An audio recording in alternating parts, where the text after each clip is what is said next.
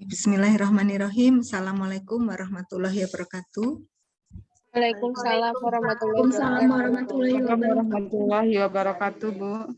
Mbak-mbak, mas-mas yang saya hormati, alhamdulillah pada kesempatan ini kita bertemu lagi ya pada perkuliahan evaluasi program. Nah, sebenarnya untuk materi hampir habis. Nah, pada siang menjelang sore ini, kita akan lanjutkan dengan metode pengumpulan data, meskipun nanti bisa diekspor lebih dalam lagi, karena beririsan dengan mata kuliah riset metodologi penelitian atau metodologi riset, atau mas-mas mbak-mbak kenalnya dengan metopen. Kita ini ya hanya singgung sedikit untuk men-trigger, mengingatkan kembali. Nah, kemudian nanti kita tambah desain penelitian sedikit ya. Itu aja untuk hari ini. Insya Allah kita lanjutkan dengan share screen ya. Jadi materi hari ini melanjutkan yang materi kemarin ya. Sama bukunya disarikan dari buku evaluasi program karya Ibu dan Bu Endang ya, Prof. Endang Mulyatiningsih ya. Insya Allah nanti saya share bahannya. Jadi pada perkuliahan ini ya kita ke desain evaluasinya, sama kita singgung teknik penyampelannya. Jadi teknik pengumpulan atau nanti terkait dengan instrumen, desain evaluasi, kemudian teknik penyampelannya. Kita bagi menjadi beberapa kegiatan. Ya, kegiatan pertama kita coba gimana strategi mengumpulkan data dan mengembangkan instrumen evaluasinya. Mbak-mbak, mas-mas yang kami banggakan ya, kalau mengumpulkan data itu kan sangat terkait dengan ini ya, pengukuran ya. Kalau misalnya kita mau tahu kesetiaan seseorang, kemampuan, sikap, keterampilan, kemudian penghasilan setelah pelatihan maupun sebelum pelatihan apa aktivitasnya, kemudian adakah kalau kemarin kita fokus membahas Kirkpatrick ya, setelah pelatihan itu ada nggak perubahan dan lain-lain. Nah, tentunya untuk tahu perubahannya itu kan kita ukur terlebih dahulu.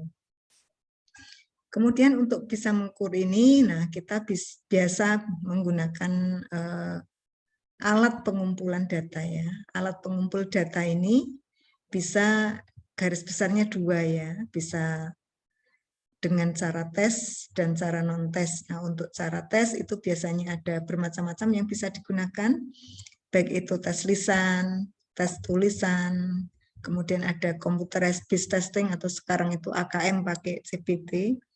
Kemudian juga ada tes adaptif ya, misalnya berbasis komputer, itu contohnya ya, ada macam-macam tes IQ, kemudian tes pengetahuan, itu masuk di tesnya. Kemudian ada instrumen non-tesnya, yakni ada angket, wawancara, observasi, dokumentasi, nanti ada jurnal gitu ya, bukan jurnal artikel itu bukan, tapi jurnal yang berisi kegiatan-kegiatan yang telah dilakukan, berikut komentar-komentarnya. Untuk teknik tes ya, biasanya teknik tes ini ada satu bentuk instrumen. Nah, instrumen ini sekumpulan butir ya, berisi sekumpulan butir yang harus direspons atau dijawab oleh peserta. Kemudian tes ini ya biasanya ya sistematik. Nah, kenapa sistematik? Nah, karena untuk menyusun tes ini kan ada kisi-kisinya, harus berisi ini.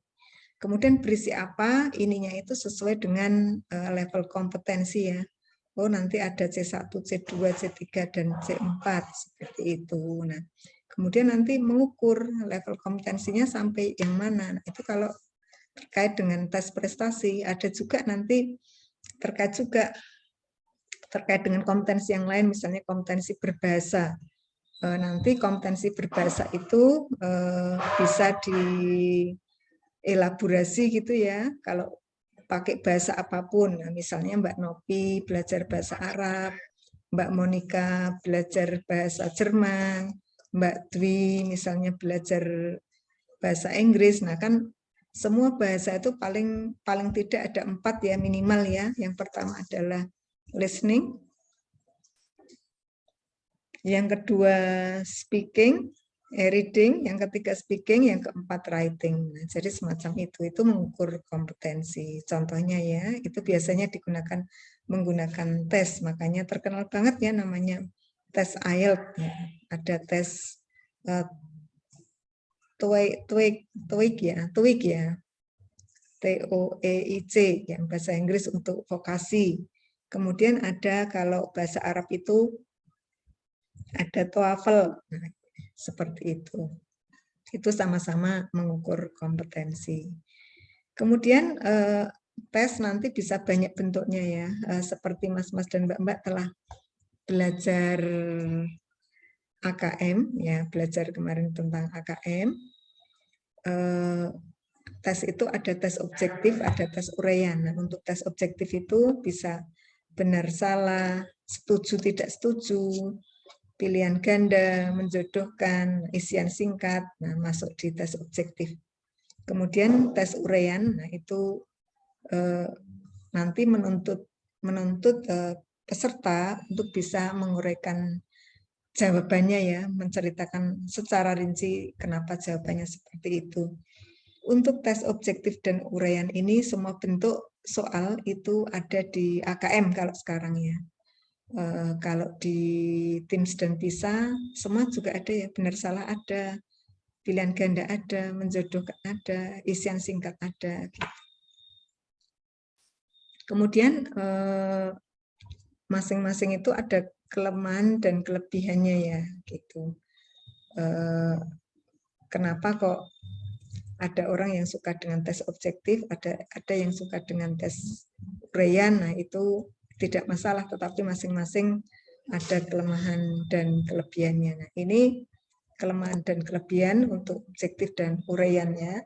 Kalau untuk tes objektif ya itu bisa mewakili isi atau materi yang banyak. Jadi satu buku bisa dengan pilihan ganda dibuat 100 soal gitu ya.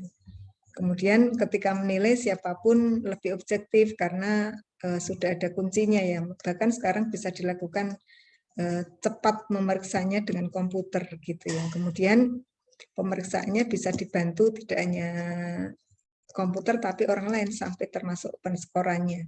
Tetapi di sini untuk bisa menyusun atau mengembangkan soal objektif ini perlu perlu tenaga yang ekstra luar biasa ya gitu.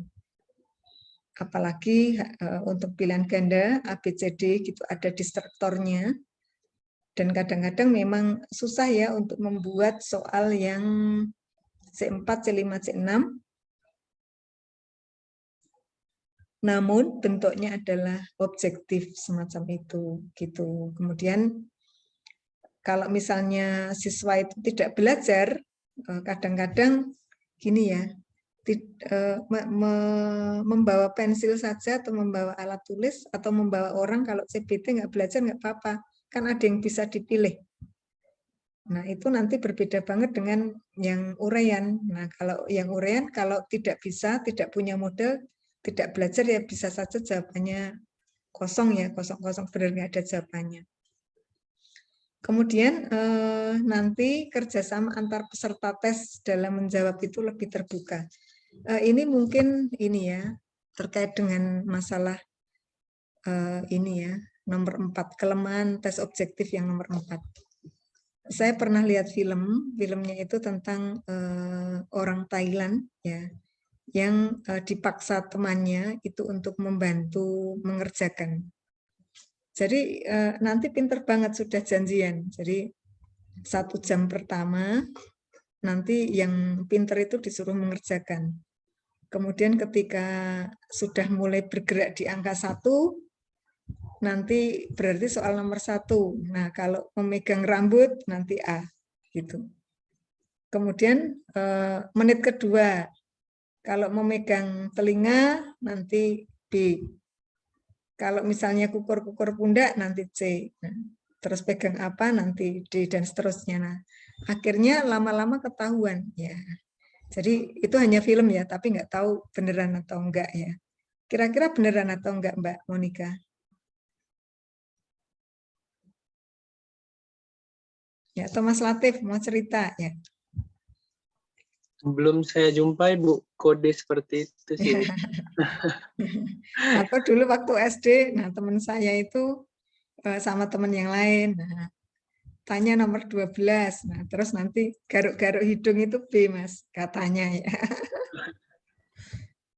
Itu Saya pernah pengalaman dulu teman Bu saya. itu. Ya gimana? Halo gimana Mbak? Saya pernah Bu waktu SD kayak gitu. Oh ya, kodenya apa? Pakai bolpen Bu.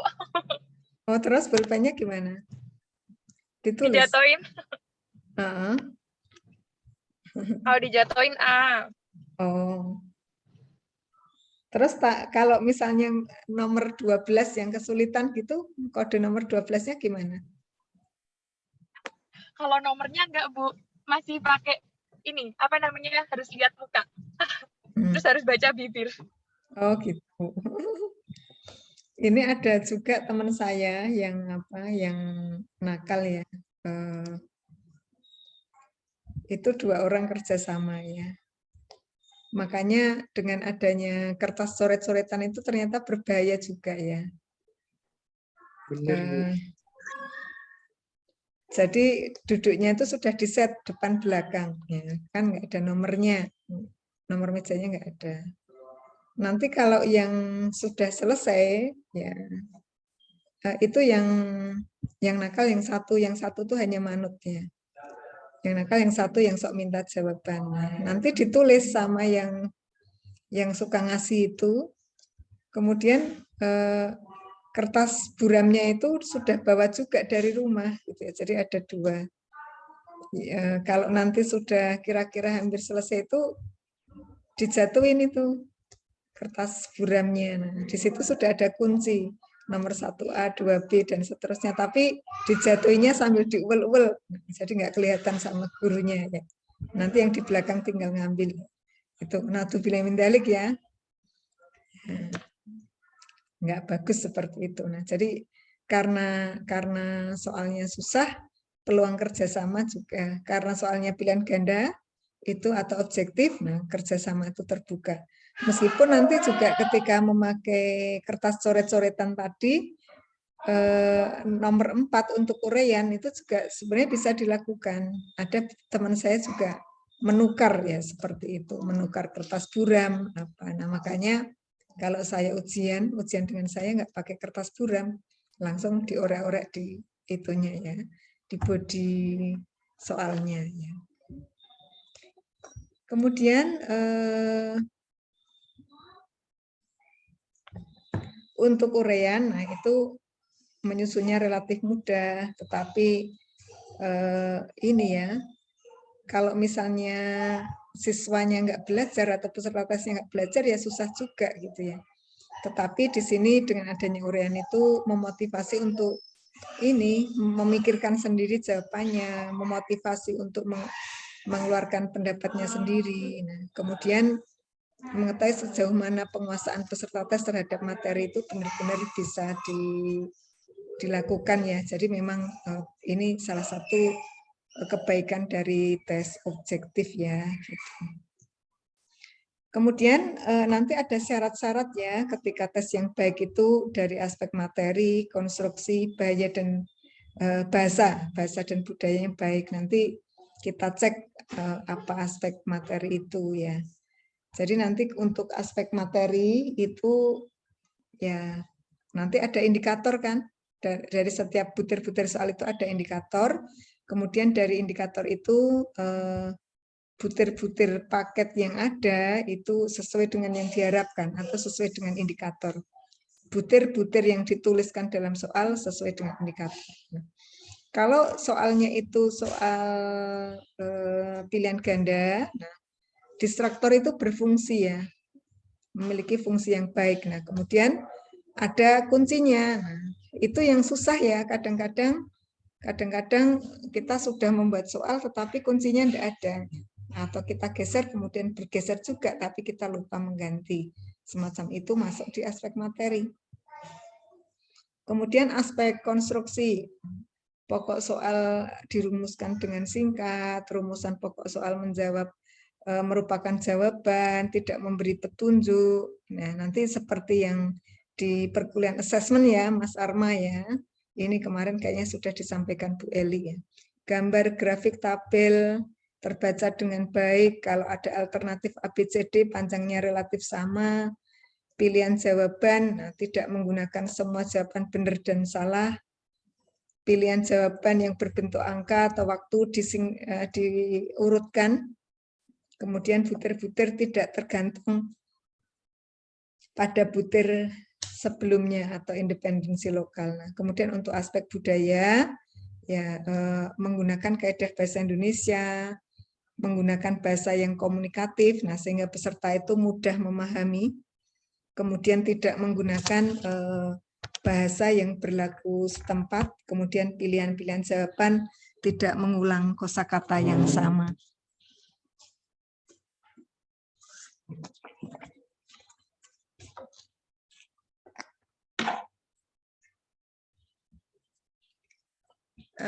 Balik lagi ya sebelumnya. Nah, masalah budaya di sini ya. Ada ya teman-teman yang berasal dari Kalimantan Selatan, ada enggak?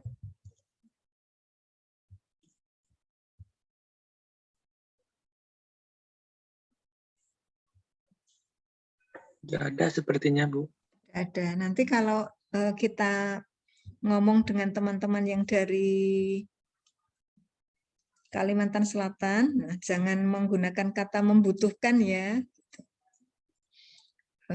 Di sini ada meskipun bahasa Indonesia membutuhkan bahasa Indonesia, tetapi kalau kata butuh ya membutuhkan di Kalimantan Selatan itu agak tabu ya, jarang digunakan. Nah, kemudian juga menggunakan kata-kata patokan, standar ya. Kalau standar itu kan bahasa Indonesianya patokan, tetapi kalau kita pakai patokan di mana di Bengkulu itu katanya juga ini ya tidak bagus untuk dikatakan. Nah, itu seperti untuk contoh penggunaan kata-kata yang kurang sesuai dengan bahasa yang berlaku setempat atau bahasa daerah ya. Kadang-kadang ini menjadi permasalahan ya. Nanti perlu menjadi perhatian ya, semacam ini ya. Kemudian ada beberapa strategi kaitannya dengan tes ini ya. Perlu ada perintah, memberikan petunjuk penskoran. Jadi maksimal skor berapa. Jadi kalau ada penskoran ini, siswa bisa memperkirakan ya, nanti bobotnya itu di mana ya, sehingga kalau misalnya ini dipikirkan lebih baik, nilainya menjadi lebih baik. Kemudian waktu yang diperlukan untuk mengerjakan berapa itu ada butirnya. Kemudian ketika pelaksanaan tes ada petugas yang mengawasi tes. Kemudian untuk tes dilaksanakan secara lisan, kunci jawaban, pedoman penskoran, nah dibuat terlebih dahulu sehingga memudahkan ya ketika kita melaksanakan tes dan melakukan penskorannya. Kemudian untuk metode angket ya, nah angket ini banyak digunakan ya. Angketnya itu bisa nanti angket tertutup atau angket terbuka. Kalau angket tertutup ada pilihan jawabannya, kalau angket terbuka itu ngisi titik-titiknya tergantung oleh ini ya, oleh responden. Nah, sebagai contoh misalnya ya, pada angket tertutup ada pilihan jawaban setuju tidak setuju ragu-ragu, atau juga ada pilihan jawaban frekuensi selalu sering kadang-kadang jarang, itu masuk di angket tertutup. Nah, untuk angket terbuka misalnya, apa yang Anda lakukan untuk menghabiskan waktu di masa pandemi? Semacam itu kan ada jawaban yang sesuai dengan yang dilakukan oleh respondennya. Jadi semacam itu angket terbuka. Kemudian ini ya, ada macam-macam ya, masuk skala sikap, macam-macam skala Likert, Burgardus, semantik diferensial, skala Remer, Thurston, dan seterusnya bisa di sini. Nah, skala Likert biasa, skala Burgardus, nah itu yang kaitannya dengan skala jarak sosial ya. Gitu. Kemudian bisa juga semantik diferensial, jadi dari kiri dan kanan itu yang ekstrim, nanti siswa atau peserta diminta memberikan nilainya yang mana gitu. Kemudian nanti ada skala Remer. Nah, itu ada pilihan ya. Sangat sempurna, merupakan ini lembaga yang paling dicintai dan seterusnya ya. Itu jadi nanti kita bisa memberikan tanda centrang ya, contreng ya. Kemudian ada skala Thurston. Nah, itu memilih butir yang berbentuk skala interval ya, kemudian diurut-urut agar menghasilkan jarak yang sama. Tapi yang paling terkenal dari skala ini adalah skala Likert ya, sama semantik diferensial. Yang lain itu sedikit. Kemudian ini ada contoh skala Burgardus. Nah, skala Burgardus itu 1, 2, 3, 4 itu berurutan. Jadi kalau nomor 2 iya, itu pasti nomor 1 iya. Semacam itu. Tapi makanya ini susah dan jarang digunakan. Ini contoh skala Likert, ini sudah biasa. Sulit, menyenangkan, mudah. Nah, itu yang atas ya. Sangat setuju, tidak setuju, sangat tidak setuju. Kalau pelajaran matematika menyenangkan atau membosankan. Sulit apa mudah, bermanfaat atau sia-sia, menantang atau menjemukan, materinya banyak atau materinya sedikit. Itu contoh skala semantik diferensial. Kemudian ada skala Remer atau Thurston. Nanti kalau skala Remer itu ada daftar statement, kemudian kita diminta memberi tanda di depan, kemudian kita urutkan. Kemudian untuk Thurston ini saya senang belajar matematika. Kita diminta memberikan skala semacam itu. Nah, masing-masing punya kelemahan dan kelebihannya ya. Kalau angket itu biasanya ada masalah dengan social desirability bias atau bias harapan. Ya. Kadang-kadang peserta itu akan tergiring untuk menjawab sesuai dengan harapan. Harapan siapa? Harapan masyarakat. Contoh ya. Tadi pagi nih, tadi pagi ada kecelakaan di jalan raya ya. Ada orang tertabrak motor tapi sampai kembruan tembok di sebelahnya. Kalau kita ditanya mau nolong tidak? Mau nolong kan? Iya. Tetapi pada realitasnya apakah ketika ada orang kecelakaan langsung ditolong? Zaman sekarang? Belum tentu, Bu. Ya. Kenapa belum tentu, Mas?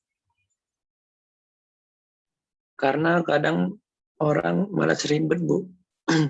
Ya, pertama malas ribet, kedua kita malah dicurigai yang melakukan ya. Gitu. Udah kita bila-bilain, nolongin. Nah, ada kasus, saya ngalami beberapa waktu yang lalu ya. Depan saya ngerem belok mendadak. Nah, akhirnya saya mengurangi kecepatan, tetapi mengurangi kecepatan saya juga mulus, tidak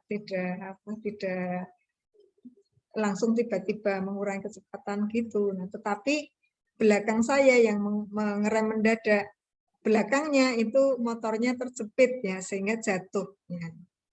Nah, tapi saya yang turun, kemudian menolong. Nah, malah saya yang diminta ngobatke, Mas, diminta mengobatkan yang sakit. Ya. Gitu, Bu. Ya. Padahal yang mengerem mendadak itu motor di belakang saya, kemudian yang jatuh motor di belakangnya saya. Saya itu masih 10 meter di depannya, tidak ada masalah dengan apa-apa. Tetapi karena saya turun, kemudian menolong, menanyakan, malah saya yang dilimpahi, katanya saya yang menyebabkan dia ngerem mendadak, ya, semacam itu. Jadi untuk sekarang ya berat ya kadang-kadang. Padahal kalau kita misalnya seandainya ada soal ditanya, nah, kalau ada yang kecelakaan di jalan apa yang kita lakukan? Menolong. Nah seperti itu namanya bias harapan, kita menjawab yang baik-baik saja. Gitu. Kemudian ketika kita menyusun angket, kita perlu memperhatikan kisi-kisi yang pertama. Kemudian kita juga perlu ini ya, menyusun kalimat ya, agar kalimatnya itu tidak ambigu, tidak membingungkan, dan juga kita menghindari pernyataan negatif ganda. Kemudian kita juga menghindari penggunaan kata-kata yang tabu ya di suatu wilayahnya. Kemudian kita juga bisa nanti melakukan observasi ya selain menggunakan angket. Nah, ini yang sering digunakan ketika melakukan evaluasi di dunia pendidikan. Observasi itu ya kalau ya intinya harus mengamati ya. Kalau mengamati ini biasanya dilakukan untuk responden dengan N yang tidak terlalu banyak ya. Intinya kita mengamati apa yang mau diamati, deskripsikan dulu, nah termasuk mencatat gejala-gejala apa yang nanti ada kaitan dengan yang diselidiki atau yang akan diteliti atau yang akan dievaluasi semacam itu. Kemudian nanti ini wawancara juga bisa dilakukan ya dengan telepon, email, Skype. Nah ada juga sekarang dengan WhatsApp ya, telekonferensi ya, atau apa namanya yang telepon tapi muncul gambarnya itu ya, Vicon apa? Saya menghubungi Mbak Dwi Susanti, nah tetapi saya bisa lihat wajahnya Mbak Dwi Susanti, apa Mbak namanya? Video call, Bu. Oh ya, video call. Maaf saya jarang pakai ya. Kalau Mas Latif video call sama siapa? Kalau Rahasia, saya Bu. jarang, Bu. Ya? Kalau saya jarang. Jarang. Oh, ya. Boleh kok. Ya, kalau ditanya Bu Heri dengan siapa call-nya Mas? Rahasia dong, Bu, gitu. Biar nanti Mbak Foni penasaran ya. Kemudian sebelum dilakukan wawancara, nah biasanya ada draft ya, panduan wawancara. Nah, panduan wawancara ini nanti bisa juga nanti di FGD-kan dulu untuk diberikan masukan gitu ya. Kurang apa gitu ya. Nah, kemudian kita juga bisa menggunakan teknik dokumentasi, misalnya gambar, karya, catatan, sejarah hidup, sketsa, dan seterusnya yang bisa dilakukan ya. Kemudian untuk ya sampai di sini dulu, sampai dokumentasi ada yang perlu ditanyakan, monggo silakan sebelum kita lanjut ke bagian 2. Mau bertanya sebentar. Ya silakan Mbak Foni. Yang tadi kan ada Ibu menjelaskan tentang angket terbagi 2, Bu, angket tertutup sama angket terbuka begitu, Bu. Angket terbuka ini apakah maksud itu apakah mirip dengan wawancara gitu, Bu? Karena kan tidak ada, dia tuh kayak seperti wawancara kalau menurut saya gitu. Itu bagaimana gitu? Betul Mbak, jadi angket terbuka dan wawancara itu mirip. Nah, tetapi kalau angket terbuka itu mungkin lebih ke menuliskan ya. Jadi antara peneliti dan ini bisa saja nanti di WA atau dalam dokumen listnya pertanyaannya, kemudian mengisi dulu. Nah, itu namanya angket terbuka. Nah, tetapi kalau wawancara itu ketemuan, kemudian ada percakapan antara pengumpul data dengan responden. Hanya itu sih bedanya. Tapi biasanya kalau keunggulannya, kalau pakai angket terbuka itu ada kesempatan responden untuk berpikir. Tetapi kalau wawancara itu wawancara peserta ya atau responden itu kan menjawabnya itu ini ya langsung dijawab ya. Tidak usah mikir lama-lama. Kalau mikir akan ketahuan. Makanya kalau wawancara ini, kalau psikolog itu bisa bisa melihat ekspresi.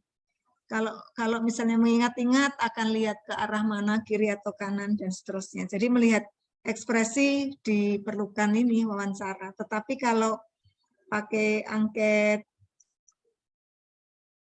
terbuka, nah, hanya menulis saja ya, gitu.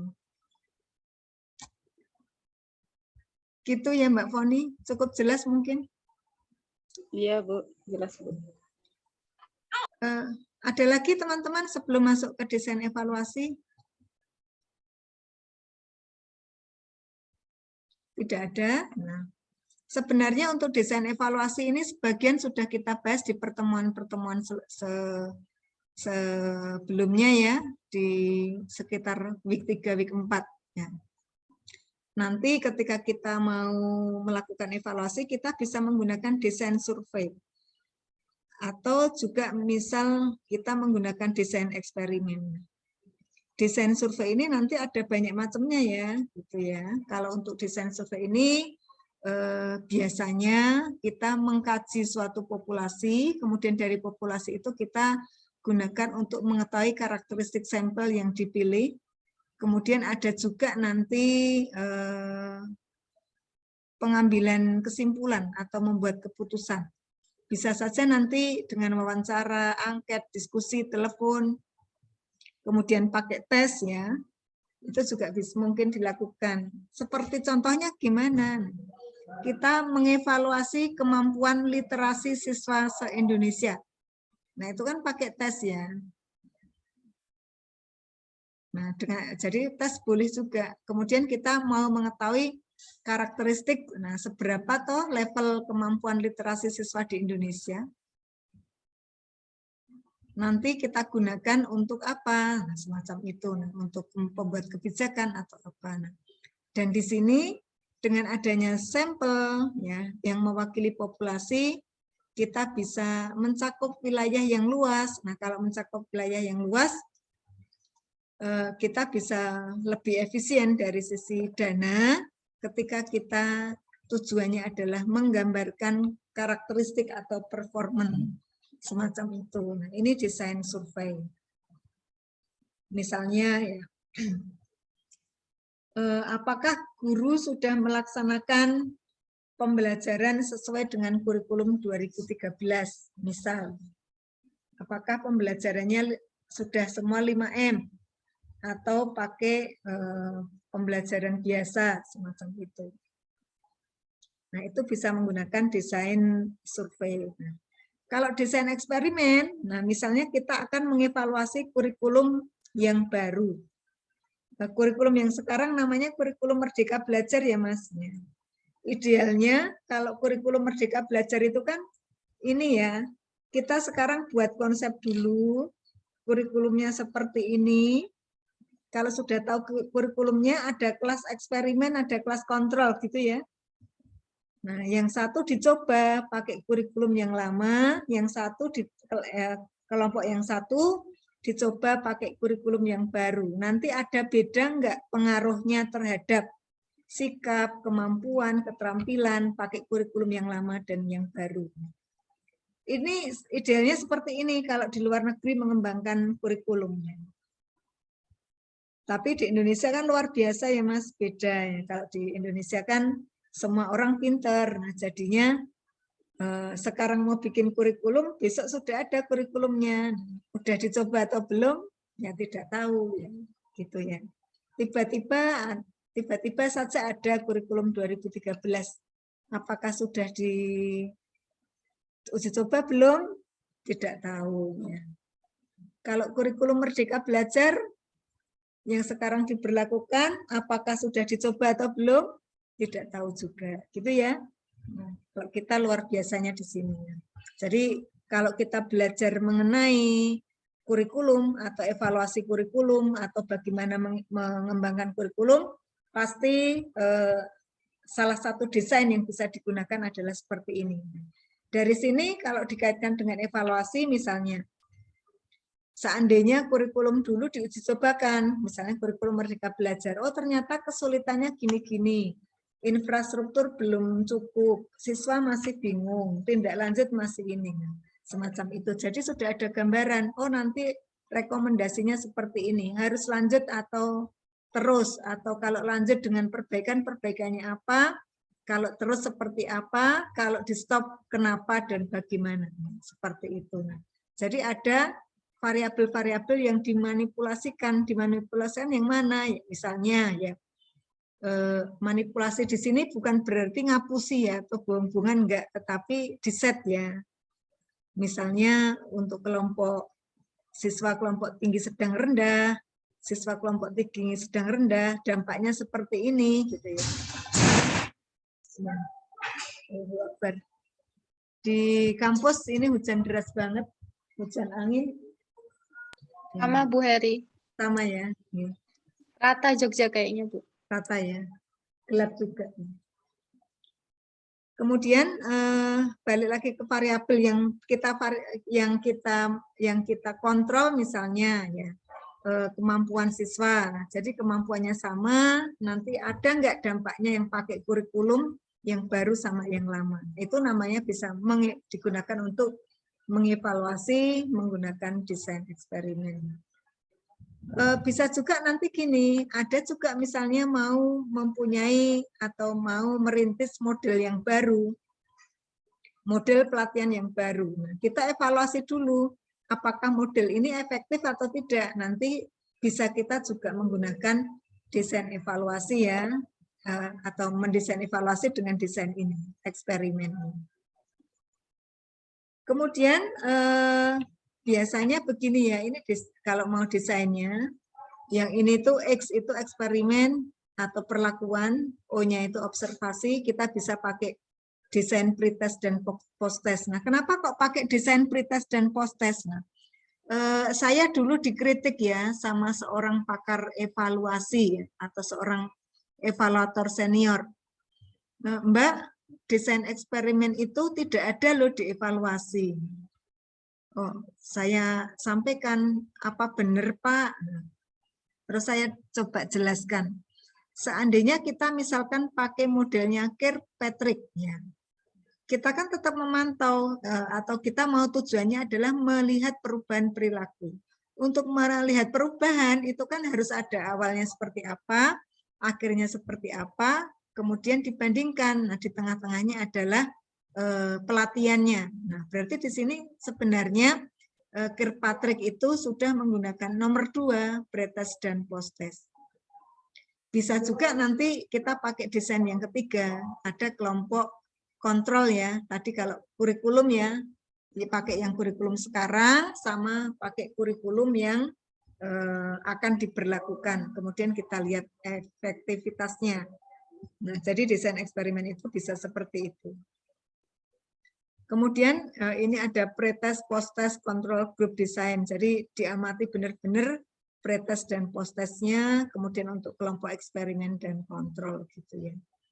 Nah, kemudian ini juga ada desain eksperimen sebenarnya. Nah, jadi di ini ya benar-benar diamati ya. Kelompok eksperimen, kelompok kontrol, kelompok eksperimen dan kelompok kontrol. Ada pretest dan tidak ada pretest, tapi semuanya ada post-test. Seperti ini gimana efisiensinya?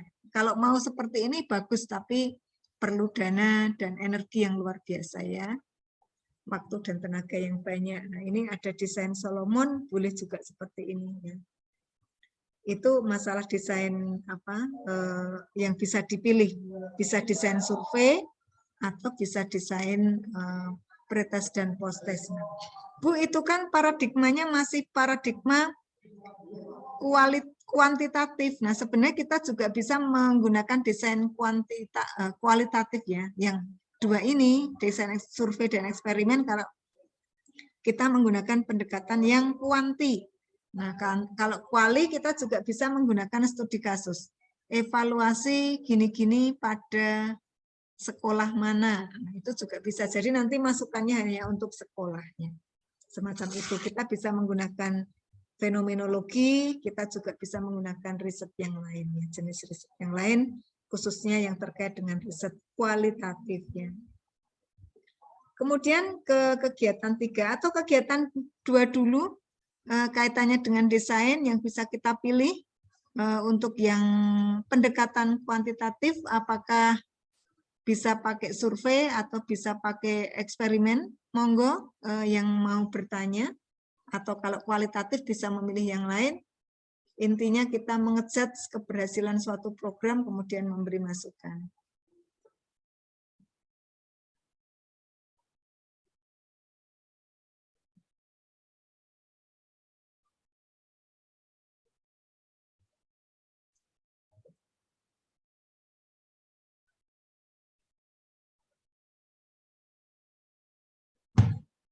Ada pertanyaan?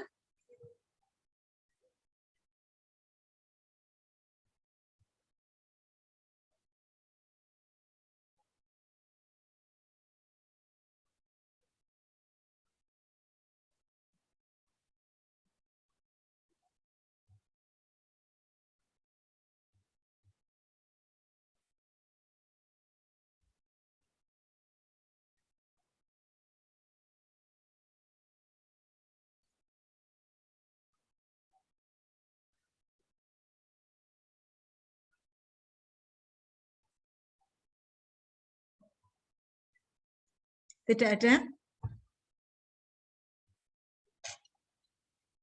Tidak ada, teman-teman? Bu Heri, saya mau bertanya tapi materi yang sebelumnya, Bu. Yang Oh ya, pernah di YouTube itu. Setelah ini aja ya, yang kalau materi sebelumnya. Oke. Oke ya. Oke, kita lanjutkan dulu ke teknik pengambilan sampel ya. Nah, nanti kalau misalnya kalau teknik pengambilan sampel, kita masuk ke yang tadi survei ya. Jadi harapannya itu ketika mensurvei, kita tuh benar-benar hasil pengambilan sampelnya itu benar-benar representatif atau mewakili populasi ya. Sebagai contoh, kalau Mbak Nopi masak ya, masak pasti dicicip. Nah, dicicip kan diaduk dulu. Dengan menyicip tadi, mengambil 1 sendok kecil, kemudian nanti 1 sendok kecil itu dicobain, ya dicoba, kita bisa tahu karakteristik populasi yang merupakan sepansi sayuran tadi. Apakah karakteristiknya kurang asin, apakah asinan gitu ya, atau kurang garam, kemudian nanti ditambah dan seterusnya. Nah, di sini kita mengaduk dulu. Nah, mengaduk dulu itu dengan harapan seragam, jadi karakteristiknya seragam. Nah, jadi yang perlu dijadikan adalah tingkat keseragamannya. Kemudian ketika kita mengambil 1 sendok, bisa mencicipi atau dicicipi, kemudian nanti sifatnya itu, oh ini sudah cukup enak, nggak usah ditambah apa-apa. Nah, berarti di situ kita membuat generalisasi. Jadi sifat sampel digunakan untuk sifat populasi. Nah, untuk bisa seperti itu, kita harus melakukan rencana analisis yang baik agar ya sampel itu mewakili ya, sifat sampel bisa digunakan untuk mewakili populasi. Dan tentunya ketika mempertimbangkan ukuran sampel ini juga memperhatikan biaya, waktu, dan tenaga yang kita miliki ya. Gitu. Banyak yang sering digunakan kalau misalnya menggunakan kesimpulannya menggunakan proporsi, kita boleh menggunakan tabel Creci-Morgan ya untuk survei. Kalau P-nya belum diketahui, kita bisa memasangnya 0,5. Kalau sudah ada, kita bisa lakukan. Kemudian N besarnya itu adalah ukuran populasi. Nah, Q kuadratnya adalah nilai Q kuadrat tabel untuk alfa tertentu, gitu ya. Kemudian D itu nilai galet yang diinginkan. Kemudian bisa juga menggunakan rumus Slovin, rumus Kohran. Nah, yang rumus Kohran itu kalau kita menggunakan misalnya uji untuk mengestimasi rataan, ya, rata-rata populasi, nah, itu pakai rumus Kohran. Ya. Kemudian ada untuk populasi yang infinite dan populasi yang finite ya. Kalau populasi yang tak terbatas pakai yang sebelah kiri. Kalau populasi yang terbatas ya sebelah kanan. Nah, itu kaitannya dengan sampel. Nah, yang tentunya ketika kita menentukan sampel, nah nanti juga ini ada hal lain yang bisa menentukan apakah sampel itu representatif atau mewakili populasi, ya, gitu. Nah, jadi ada akurasi sama ada ketelitian sampel, nanti jadi pertimbangan ya. Kemudian nanti ada teknik-teknik pengambilan sampel ya yang bisa digunakan. Kalau mau digunakan untuk membuat kesimpulan, kita bisa menggunakan ini simple random sampling. Atau ketika kita akan membuat kesimpulan yang terkait dengan karakteristik populasi, kita gunakan probability sampling. Nah, tapi kalau kita tidak akan membuat generalisasi, kita bisa menggunakan non-probability sampling. Yang biasa digunakan probability sampling itu ya cluster, sistematik, strata ya, kemudian simple random sampling ya. Nanti bisa ada kuliah khusus terkait dengan sampling ini. Mas-mas dan mbak-mbak kalau tertarik bisa ini, bisa mengunjungi channel YouTube kami, nanti dicari saja. Itu ada satu serial khusus terkait dengan sampling ya, di perkuliahan 3 SKS. Kemudian ketika peneliti atau evaluator tidak akan membuat kesimpulan atau yang tidak akan membuat generalisasi, bisa menggunakan ini, incidental sampling, purposive, bola salju, dan kuota. Ya, nanti bisa dicermati lebih lanjut ya, tetapi tidak bisa digunakan untuk menentukan keberlakuan secara umum ya. Gitu. Kemudian kalau yang bisa yang ini tadi, yang bisa digunakan untuk menentukan maksud saya mengeneralisasi dari karakteristik sampel bisa diberlakukan secara umum kepada karakteristik populasi ya. Nah, ini kita bahas satu persatu mulai dari simple random sampling ya. Bisa macam-macam ya, intinya tuh mengacak ya. Bisa mengundi, bisa menggunakan komputer, tidak hanya SPSS tapi Excel bisa dengan run between. Bisa juga bisa menggunakan tabel bilangan acak, bisa ya. Ini bisa dilakukan dengan banyak hal untuk menentukan sampel ya, sampel yang terpilih ya, atau anggota sampel yang terpilih ya, atau anggota populasi yang terpilih untuk dijadikan sampel. Kemudian bisa juga menggunakan stratified random sampling ya. Strata-stratanya seperti apa? Jadi diklasifikasikan populasi ke dalam grup-grup yang saling lepas, kemudian nanti menentukan di dalamnya dengan pengacakan biasa seperti yang simple random sampling, tetapi setelah ada ukuran sampel tiap stratum, ini bukan stratum ya, stratum gitu. Jadi stratanya dijelaskan dulu, misalnya ketika kita mau memilih sekolah, diklasifikasi dulu atau diklaster dulu sekolah tinggi, sedang, rendah.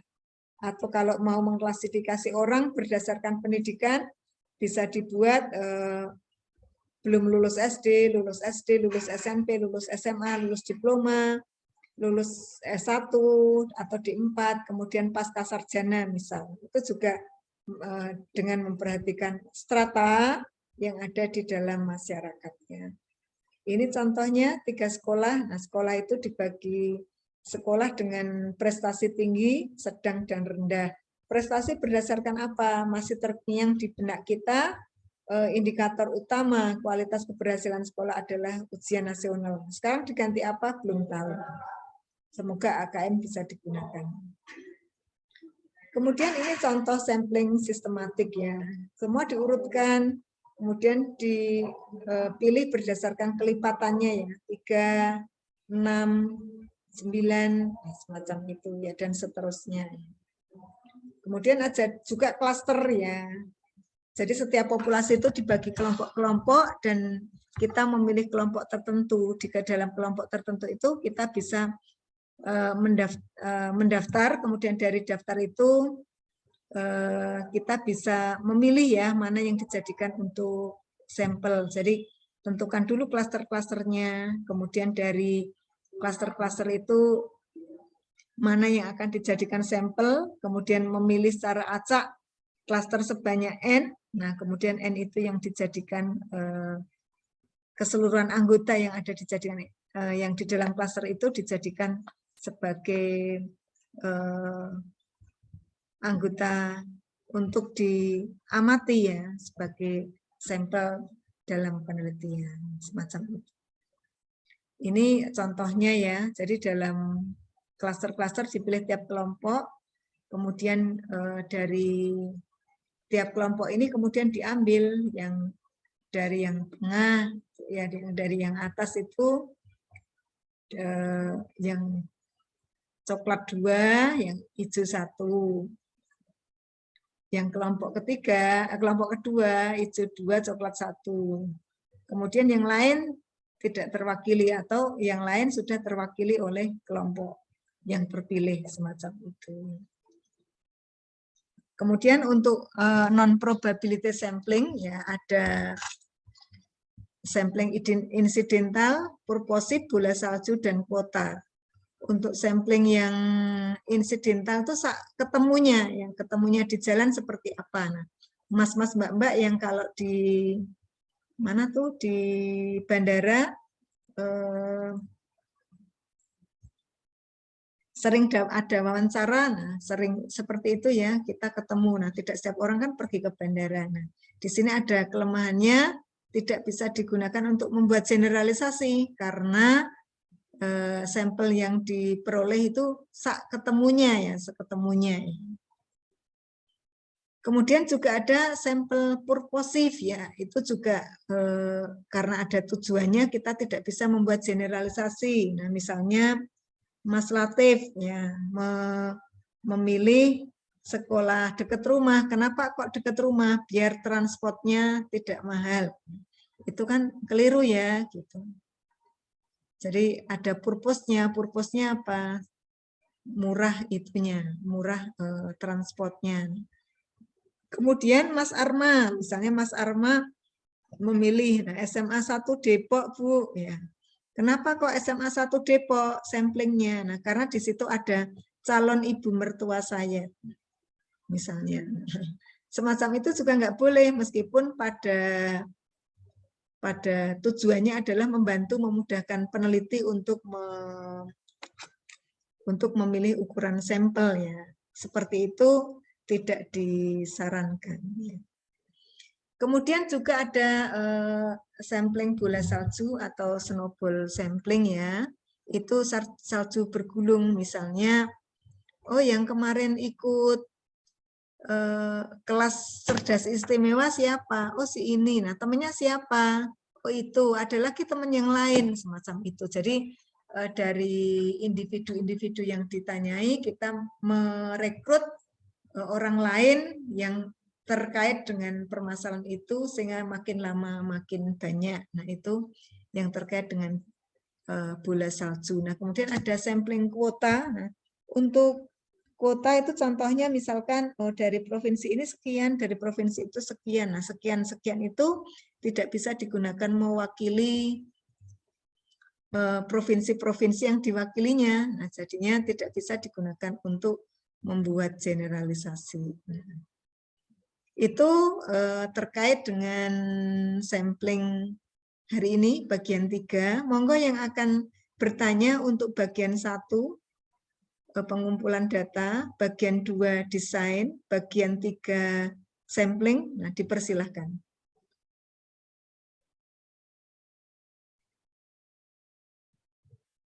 Ada atau tidak?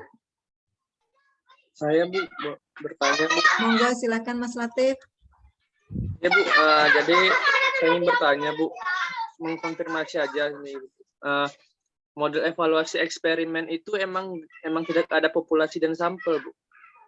Atau bagaimana? Atau kalau penelitian kuantitatif itu pakai populasi sampel nggak, Bu? Gitu.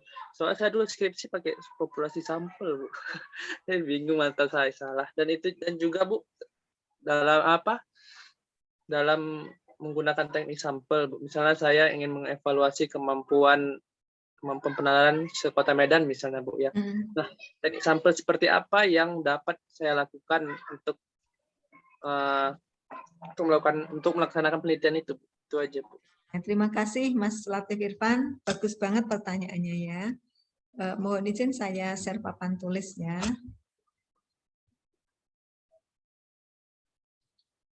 Saya jawab dulu pertanyaan Mas Irfan yang kedua ya. Mau mengevaluasi sekota Medan. Nah, ini misalnya Medan ya Mas ya. Yang diamati misalnya mau SMP ya Mas ya. Iya boleh, Bu. SMP itu kan nanti diklasifikasi ada SMP dengan prestasi sedang, kurang, kemudian prestasi sedang sama prestasi tinggi ya. Nanti dibuat strata dulu. Nah, kemudian nanti di strata ini misalnya ada 3 sekolah. Ini ada 3 sekolah, ada 3 sekolah.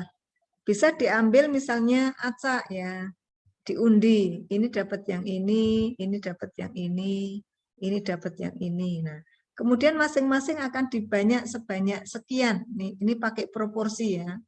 Diambil secara proporsi. Nah, nanti teknik samplingnya berarti yang paling tepat pada kasus ini adalah stratified random sampling ya. Stratified random sampling gitu ya Mas ya. Kemudian untuk ukurannya kalau sudah diketahui proporsi ini mudah banget. Jadi yang kelompok kurang itu berapa proporsi terhadap total, kelompok sedang berapa terhadap total. Jadi nanti N1, N2, N3 bisa ditentukan proporsi N1 terhadap N besar, N2 terhadap N besar, dan N3 terhadap N besar. Bersesuaian ya, ini bersesuaian dengan ini. Kemudian nanti menghitung N-nya dengan terserah tadi. Kalau mengestimasi rata, kita menggunakan teknik Kohran menentukan ukuran N-nya. N kecilnya maksud saya. Jadi nanti N itu N1 tambah N2 tambah N3 gitu ya. Nanti N ditentukan dulu, kemudian N1, N2, N3 ditentukan sesuai dengan proporsi ini ya. Gitu ya Mas. Cukup jelas ya? Baik Bu, jelas Bu. Nah, kemudian untuk nomor 1, pertanyaan nomor 1. Nah, masih ada gambar kaitannya dengan mau mengetahui atau mau mengetahui pengaruh pembelajaran terhadap literasi misal di SMP di Medan. Nah, SMP-nya juga ada 3 sekolah. Jadi nanti dengan cara yang sama, kalau mau digunakan untuk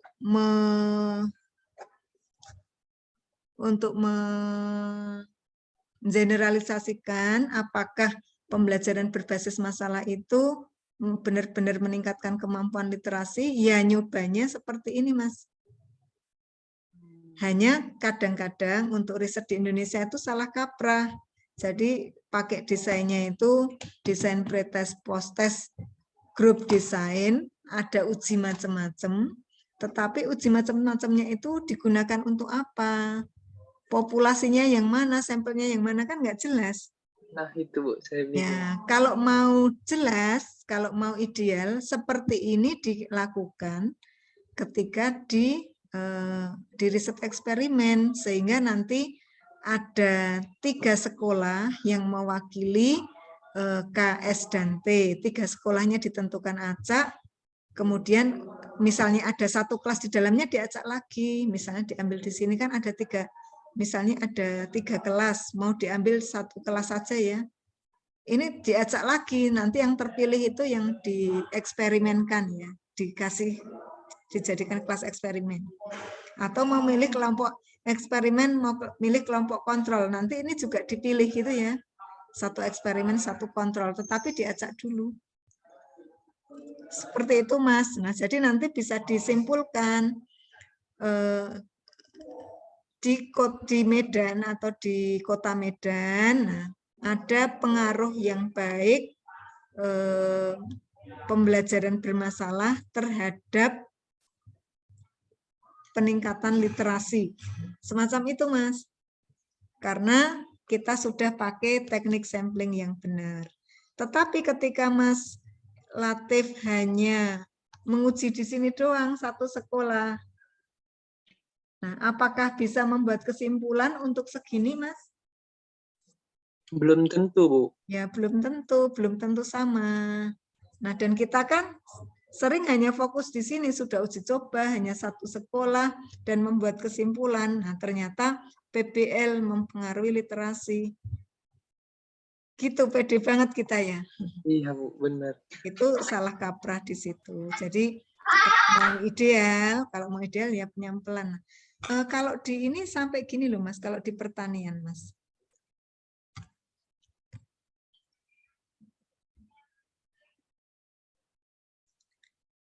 Ini ada petak sawah gitu ya.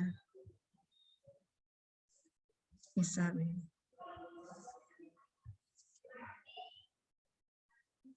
Terus nanti yang dipilih yang mana itu ada pengacakan, Mas. Ini dipilih di sini, ini dipilih di sini. Misalnya itu diundi juga ada pengacakannya. Ini dipilih di sini. Nah, kalau ini sawah, siapa tahu ini ada pohon-pohon. Nah, ini ada pohon-pohon. Sementara di sini cahayanya bagus, di sini matahari ya. Mataharinya bagus, di sini ada pohon-pohon lagi. Nah, siapa tahu lingkungan itu mempengaruhi. Nah, semacam itu, Mas. Kalau di pertanian ada namanya blok-blok. Sampai seperti itu agar ya kita tidak mampu kan memilih semuanya, atau ini diambil dua-dua juga boleh. Tergantung nanti ini ya, tergantung penyampelannya seperti apa gitu. Dan di sini dengan seperti ini namanya ada pengacakan, sehingga nanti kita tidak terarahkan pada kondisi tertentu. Gitu ya, Mas ya? Baik, Bu. Terima kasih, Bu. Cukup jelas nggih? Yang lain monggo silakan kalau ada hal-hal yang perlu ditanyakan untuk untuk kegiatan hari ini, baik bagian 1 tes dan non-tes, pengumpulan data dan tekniknya. Yang kedua, bagian apa tadi? Sampling. Yang ketiga, kebalik. Yang kedua, desainnya. Yang ketiga, sampling. Masih ada?